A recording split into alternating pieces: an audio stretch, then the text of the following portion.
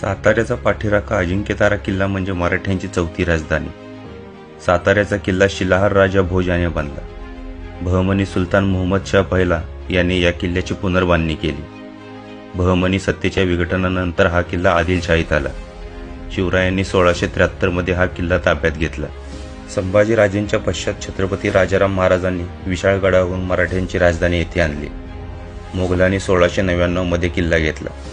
इसवी सन 1700 मध्ये औरंगजेबाने यास अजमतारा हे नाव दिले। इसवी सन 1706 मध्ये महाराणी ताराबाई यांचे सरदार परशुराम त्र्यंबक यांनी मोगलाकडून तो परत मिळवला व त्याचे नाव अजिंक्यतारा केले। छत्रपती शाहू महाराज मोगलांच्या कैदेतून मुक्त झाल्यावर अजिंक्यतारा काबीज करून इसवी सन 1708 मध्ये तेथे स्वतःच राज्याभिषेक केला। यानंतर अजिंक्यताऱ्यास मराठ्यांच्या राजधानीचा मान मिळाला। दुसऱ्या शाहू राजांच्या निधनानंतर 1818 मध्ये किल्ला इंग्रजांच्या ताब्यात गेला।